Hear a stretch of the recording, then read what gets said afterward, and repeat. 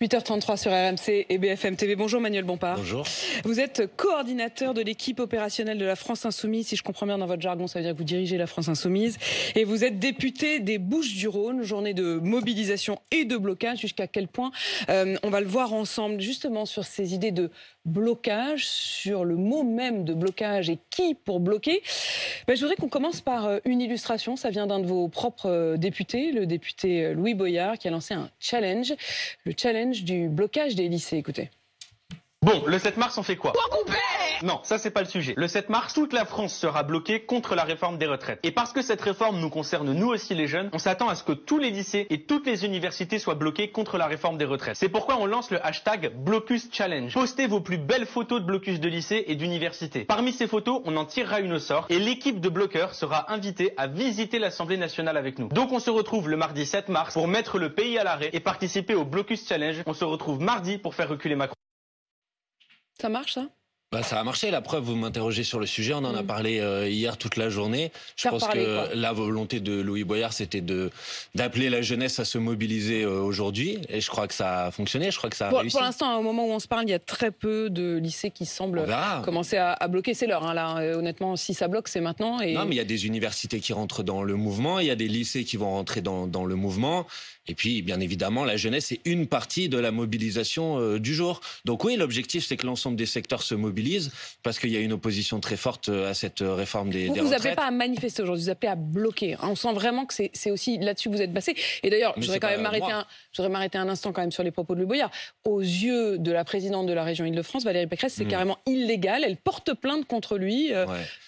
Écoutez, Valérie Pécresse, qu'elle s'occupe du fonctionnement des transports en Île-de-France, c'est une catastrophe et elle en est responsable. Je pense qu'elle sera plus utile à faire ça. Pour le reste, j'ai entendu des députés macronistes pleurer des chaudes larmes parce que Louis Boyard fait un challenge sur les réseaux sociaux. C'est ce qu'a dit la présidente de l'Assemblée, notamment. Quand M. Macron recevait à l'Élysée les youtubeurs McFly et Carlito, à l'époque, elle disait pas que c'était déshonorant pour la fonction. Donc je vais vous dire. Vous prenez modèle sur Emmanuel Macron. Je suis pas en train de vous dire que je prends modèle. Je suis en train de vous dire que je vois bien qu'il y a des indignations à géométrie variable. Maintenant, je vais vous dire les choses franchement. N'attendez pas des députés de la France Insoumise qui soient là pour appuyer gentiment sur un bouton et laisser le gouvernement reporter l'âge de départ à la retraite de 62 à 64 ans. Et moi, je suis fier d'être membre d'un groupe de députés qui utilisent tous les moyens à leur disposition pour faire en sorte que cette réforme, elle ne voit pas le jour. Donc, qui participent... Y compris les moyens illégaux, mais c'est pas des moyens illégaux d'appeler. C'est illégal de bloquer un lycée. Mais les jeunes, ils ont le droit de se mobiliser. Ils ont le droit de se mobiliser, mais ils n'ont pas le droit de bloquer. Mais c'est dans tous les mouvements sociaux. Si vous utilisez le registre de la loi et du droit, je vous le dis, ils n'ont pas le droit. Vous faites ce que vous voulez. Non, mais moi, je fais rien. Mais les jeunes qui sont dans les lycées, dans les universités, qui décident collectivement que ce jour-là, pour rentrer dans l'action, pour participer du mouvement, ils décident de se réunir devant leur lycée, de distribuer des tracts, de bloquer leur université, moi, je les soutiens et je les appuie. De la même manière que l'ensemble des salariés qui décident aujourd'hui de rentrer dans un mouvement de grève, et il y a des gens qui découvrent que quand on fait grève, ça a un impact sur l'économie. Oui, quand on fait grève, ça a un impact sur l'économie. Ceux qui décident aujourd'hui de participer de ce mouvement de grève, je les appuie et je les soutiens. Et ceux qui décideront de continuer demain et de continuer après-demain, je les appuie et je les soutiens. Pour une raison simple, c'est parce qu'ils se sont pas levés ce matin en se disant on va mettre le pays à l'arrêt. Parce qu'ils ont manifesté par millions depuis le début du mois de janvier, parce qu'ils sont opposés à cette réforme, comme 70 à 80% des Français, comme plus de 90% des actifs, parce qu'ils sont opposés à cette réforme comme l'ensemble des organisations syndicales de salariés, parce qu'ils ont fait des manifestations qui sont les plus larges depuis 30 ans dans ce pays, et que vous avez un gouvernement en face qui dit il se passe rien, j'écoute rien, je continue comme si de rien n'était. Donc oui, les gens ils disent on va passer à une étape 2, et l'étape 2 c'est la grève reconductible si possible, et l'impact sur l'économie. Grève reconductible, impact sur l'économie, blocage. Il y a quand même un problème aussi, c'est que du point de vue démocratique, vous n'avez finalement pas fait ce que fait le Sénat. Quand vous les regardez au Sénat, là, aujourd'hui, normalement, ils vont aujourd'hui discuter du fameux article 7, l'article sur le changement de l'âge de départ de 62 à 64 ans. Vous n'avez pas été jusqu'au bout, vous n'avez même pas joué ce jeu-là. Mais c'est pas moi qui ai décidé du nombre de jours qui étaient accordés à l'Assemblée nationale. C'est vous qui avez décidé du nombre d'amendements. Non, Apolline de Malherbe. C'est vous qui avez décidé du nombre d'amendements. Attendez, c'est très amusant ce que vous êtes en train de me demander. Vous savez que sur l'article 2 de ce texte de loi, qui est l'index senior, le temps consacré au débat à l'Assemblée nationale et au Sénat a été le même. Il y a eu autant d'heures consacrées à l'Assemblée nationale et au Sénat sur l'article 2 du texte de loi. Alors qu'à l'époque, vous nous disiez il y a trop d'amendements, etc. Là, vous nous dites au Sénat, c'est bien.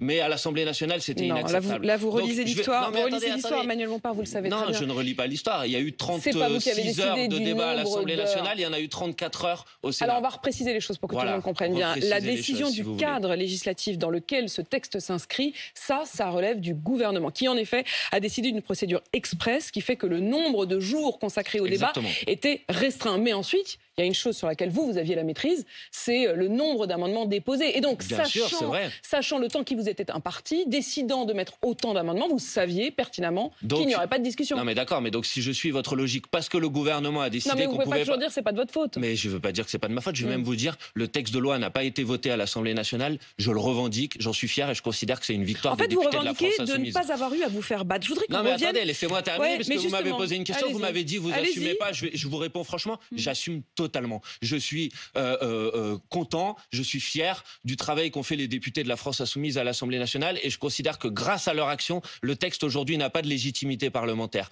Et donc ça permet au mouvement social de se déployer et j'espère qu'il va se déployer de la manière la plus large possible aujourd'hui et de dire au gouvernement, vous voyez, ce texte de loi, il est rejeté par le pays entier, il n'a pas été adopté à l'Assemblée nationale, à ce stade, il n'a pas été adopté au Sénat, il n'a pas de légitimité parlementaire, reculez et retirez-le. Vous voyez, je me cache pas, j'assume. Je vous dis juste que ne faites pas porter la responsabilité aux députés de la France Insoumise du fait que le gouvernement ait décidé qu'on n'avait pas le droit de consacrer plus de 9 jours de débat à l'Assemblée nationale au fait de savoir si on va voler 2 ans de vie à la retraite aux Françaises et aux Français. Et ça, c'est la responsabilité du gouvernement, c'est pas la mienne. Vous aviez la trouille. La trouille de quoi? À l'Assemblée nationale? Non mais je reprends les mots. La trouille de perdre. Je reprends les mots de Jean-Luc Mélenchon. Oui, allez-y. Jean-Luc Mélenchon qui, alors que les députés du Parti communiste, qui sont vos alliés à la NUPES, alors que ces députés décidaient justement de retirer les amendements pour aller jusqu'au bout du jeu démocratique et s'affronter sur la question de l'amendement ou non et la question de l'article 7 et du départ à la retraite à 62 ou 64 ans.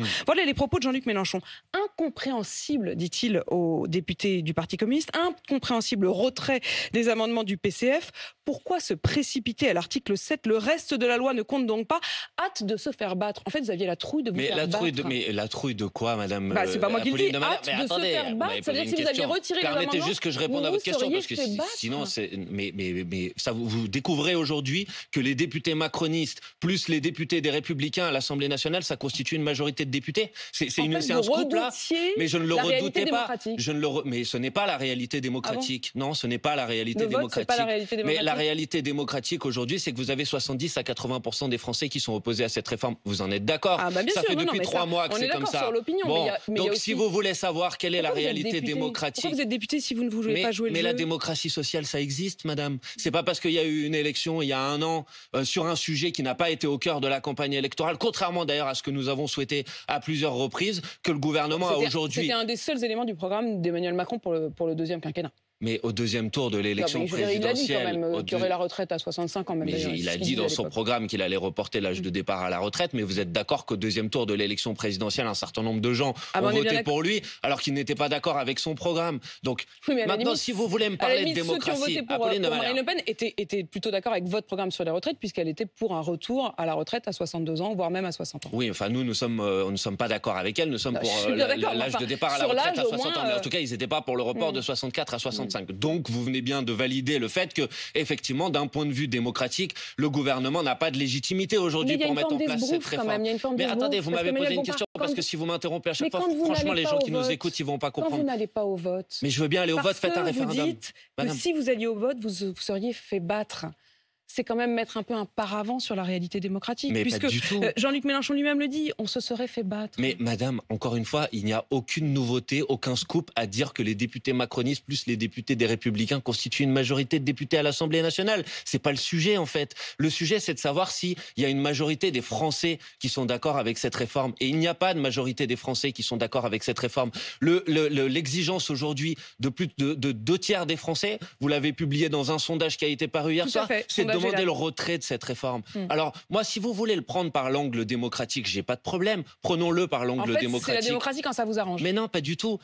Quand vous sentez... Quand ça vous arrange, les sondages, quand vous c'est sentez beaucoup qu'il y a plus une démocratique distorsion, que madame, les votes. quand vous sentez qu'il y a une représentation à l'Assemblée nationale qui, manifestement, sur un sujet, ne correspond pas à ce que pensent les Français, vous pouvez décider que vous passez en force, comme essaye de le faire le gouvernement, ou vous pouvez dire...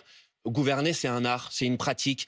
Je comprends que sur ce sujet, j'ai pas convaincu, donc je vais faire autrement. Donc, par exemple, le président de la République pourrait dire on va demander l'avis aux Françaises et aux Français. Ça serait démocratique. On va faire un référendum sur le sujet, puis on va voir si les Français sont d'accord pour ramener l'âge de départ à la retraite à 64 ans ou pas. Ou bien, vous pouvez référendum, c'est démocratique, mais vote à l'Assemblée nationale des représentants de la nation, c'est pas démocratique. Mais ce que je vous dis, c'est que la représentation parlementaire aujourd'hui, manifestement sur ce sujet, elle n'est pas raccord avec ce que pensent les Françaises et les Français. Et vous devez en tenir compte. Vous pouvez décider toujours de passer en force. Toujours, vous pouvez décider. Mais après, ça a des conséquences, ça a un impact. Et après, il ne faut pas pleurer des chaudes larmes parce que vous avez des syndicalistes qui viennent vous dire dans ce cas-là, on va bloquer le pays. Voilà. Donc si les gens ils rentrent dans une logique de blocage aujourd'hui, c'est pas pour se faire plaisir. La grève, ça coûte cher. Pas d'accord avec vous, vous le savez, Emmanuel Bompard. Pas tous. Pas du tout d'accord avec vous. Mais c'est pas vrai ce que vous dites. Enfin, si vous voulez, on peut revenir sur ce qui s'est passé il y a 3 mois, mais aujourd'hui, on est en train de passer une journée historique,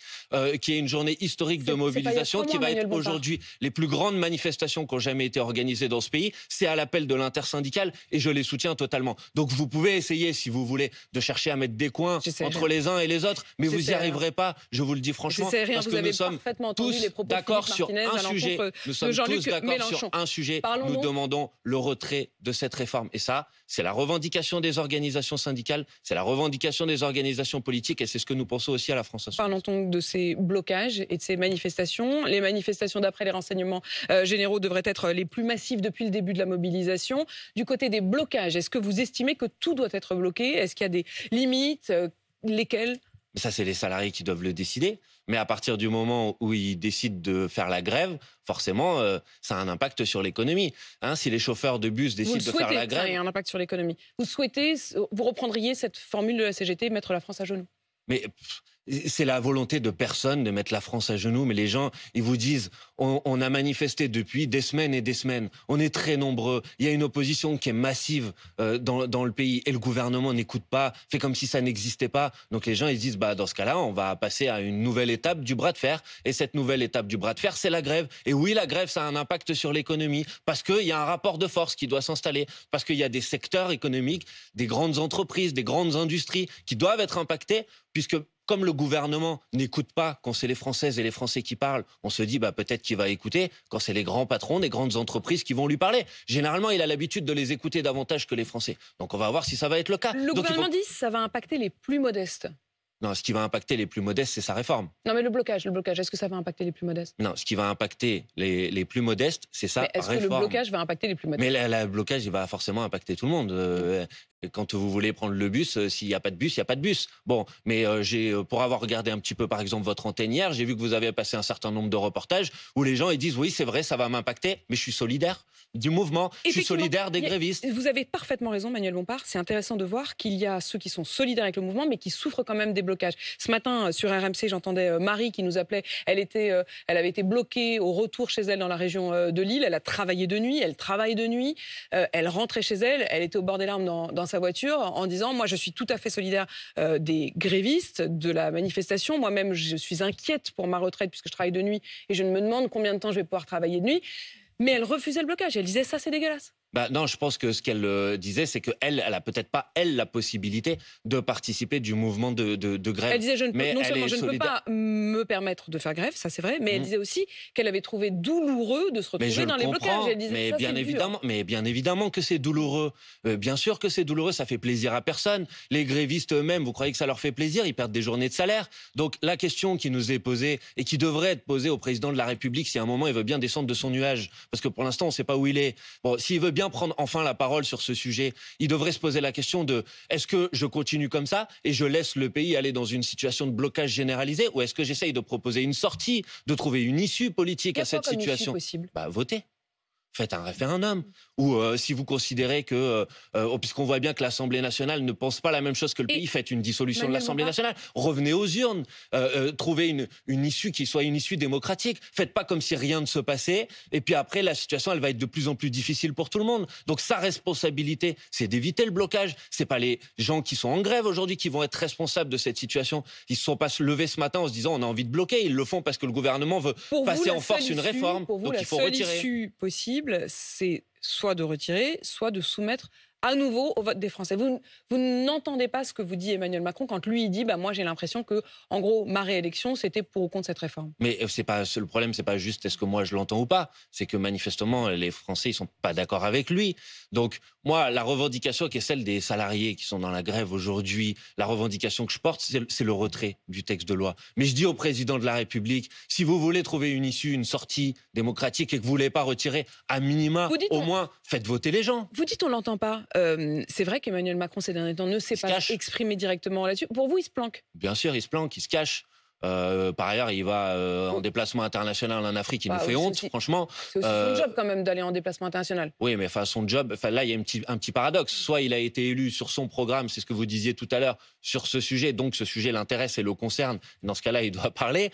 Soit c'est pas son sujet, c'est pas son problème. Il vous fait honte, Emmanuel Macron? Non, je dis que dans le déplacement à l'international, oui, il a tenu des propos devant des présidents d'autres États qui, franchement, donnaient pas une très bonne image de la France. Tout le monde a vu les vidéos où il a fait la leçon à un certain nombre d'États africains. J'ai trouvé ça assez insupportable. Mais bref, ce n'est pas le sujet de la discussion du jour. Alors revenons justement en France. Celle qui parle, c'est Elisabeth Borne. Elle était d'ailleurs l'invitée hier de l'émission C'est à vous. Écoutez ses propos. Il y a évidemment un droit à manifester, un droit de grève. Par contre, je pense que quand on entend un leader syndical parler de mettre l'économie de notre pays à genoux, je pense que c'est grave et que ça n'est pas responsable. Et que les premiers qui seraient pénalisés si on met l'économie de notre pays à genoux, ce sont les plus modestes, les plus fragiles dans notre pays. Au moins, vous ne pouvez pas lui faire le reproche de se cacher, pour le coup, puisqu'elle s'exprime et elle va sur les plateaux. Mais c'est vrai. Je fais le reproche de ne rien entendre. Dans ses propos, vous n'êtes pas du tout convaincu. Non mais hier, franchement, elle tourne en boucle, c'est un disque rayé, elle redit la même chose depuis 2 mois. Elle a juste pas compris quelque chose, en fait. C'est que les gens, c'est pas qu'ils ont mal compris la réforme. Il faut arrêter avec ce cirque-là. C'est pas un problème de pédagogie. Mais bien évidemment, non. Les gens, ils ont très bien compris la réforme et ils sont contre. Voilà. Et donc, la responsabilité de la Première ministre, c'est pas de continuer à ânonner ces éléments de langage, essayer de se dépêtrer des erreurs et des bévues de ses ministres, ou à répéter ces mensonges qui ont déjà été démontés des dizaines et des dizaines de fois. Sa responsabilité, c'est d'essayer de sortir de cette situation. Et sortir de cette situation, ça nécessite d'entendre la parole de celles et ceux qui manifestent, de celles et ceux qui sont en grève aujourd'hui. Il faut les écouter. Il faut pas seulement les prendre pour des imbéciles et essayer de leur dire vous n'avez pas compris maintenant, mais vous comprendrez peut-être demain. Dans les évolutions qui sont apportées par le Sénat, il y a cette idée d'un CDI senior, un CDI qui encouragerait les entreprises à embaucher davantage de seniors avec une exonération des charges, notamment de la branche famille. Est-ce que vous y êtes favorable si ça permet d'embaucher davantage de seniors? Mais non, parce que le problème de l'emploi des seniors aujourd'hui, c'est pas par des incitations qui vont se traduire par des baisses supplémentaires de cotisations sociales. Ben pour l'instant, ça ne marche pas. Pour l'instant, ça n'a pas été testé. Mais enfin, ça a été testé chez les jeunes. Chez les jeunes, le CDI jeune, ça a marché. On est en train de faire une réforme des retraites, si j'en crois le gouvernement, parce qu'on aurait des problèmes de ressources pour financer notre système de retraite. Et donc, la proposition très intelligente qu'ont trouvée les députés républicains, c'est de faire des contrats qui ne vont pas contribuer au financement. Mais des contrats qui permettent éventuellement d'embaucher plus de seniors, c'est pas mal. Écoutez-moi, qui ne vont pas contribuer au financement de notre système de retraite. Donc, on va perdre encore des cotisations. Donc, c'est pas le sujet. Maintenant, si vous me posez la question de savoir si l'emploi des seniors, ça doit être une priorité, là, je vous dis oui. Mais la proposition qui est formulée par les députés Les Républicains, elle n'est pas bonne de mon point de vue. Il faut des mesures contraignantes. Nous avons fait des propositions. Tout à l'heure, vous parliez du débat à l'Assemblée nationale. Alors, je connais ce récit qu'on a essayé de faire, que le débat n'avait servi à rien. Mais nous avons déposé des amendements, ils avaient du sens. Nous avons proposé, par exemple, que cet index senior, il soit contraignant, qu'il y ait des sanctions contre les entreprises qui se débarrassent de leurs seniors. Ça a été refusé. Donc, oui, d'accord, parlons de l'emploi des seniors. Par exemple, il y a des économistes du cercle des économistes, proches d'Emmanuel Macron, pas proches de moi, qui disent que si on augmente l'emploi des seniors de 10 points, il n'y a plus de problème, y compris de déficit à 2030. Mécaniquement, mais donc on aurait dû commencer dans ce sens-là, se poser la question de savoir comment on permet l'égalité salariale entre les femmes et les hommes, comment on permet qu'il y ait plus de seniors qui restent en emploi. Et si on avait pris le problème par ce bout-là, il n'y avait pas besoin de reporter l'âge de départ à la retraite. Non, moi j'y suis opposé pour la raison que je vous ai indiquée, c'est qu'on ne peut pas vider le Je voudrais vous poser une question sur le pouvoir d'achat, Manuel Bompard, parce qu'il y a eu cette annonce hier d'un trimestre anti-inflation avec un logo sur certains produits dans les grandes surfaces avec des prix moins chers. Est-ce que vous trouvez que c'est une bonne façon de faire? Non. Le gouvernement ne fait rien, c'est un sketch, excusez-moi, c'est une comédie. Le gouvernement, dans ce pays, il n'est pas censé être là pour participer aux opérations de publicité des grandes entreprises. C'est de la pub déguisée. Mais c'est une opération de marketing de la grande distribution et le gouvernement vient l'aider et la soutenir. Tricolore. Non mais d'accord, mais qu'est-ce qu'on attend du gouvernement sur ce sujet, sur l'inflation? Ça fait des mois et des mois que les prix explosent. On a à peu près 15% d'augmentation, parfois plus de 20% sur un certain nombre de produits alimentaires. Au mois de juillet, monsieur le maire, devant l'Assemblée nationale, disait on est au pic de l'inflation. Il n'a rien fait. Il n'a rien fait depuis le mois de juillet sur ce sujet. Et maintenant, on va dire bravo parce que des entreprises, des supermarchés vont dire qu'on va faire des opérations commerciales. Il faut faire autre chose. Ce qu'il faut faire, c'est très simple. Il faut que le gouvernement agisse. Et pour agir, il y avait une mesure que nous avons proposée qui était de bloquer les prix depuis 1 an. Pourquoi ne le fait-il pas? Alors maintenant, vous allez me dire, si je vous prends 100 € et que je vous en rends 10, vous n'allez pas me dire merci, vous êtes d'accord? Donc il fallait bloquer les prix au prix où ils étaient il y a 1 an. Avant ce pic d'inflation. Manuel Bompard, coordinateur de l'équipe opérationnelle de la France Insoumise, député des Bouches-du-Rhône et qui sera donc dans les rues aujourd'hui.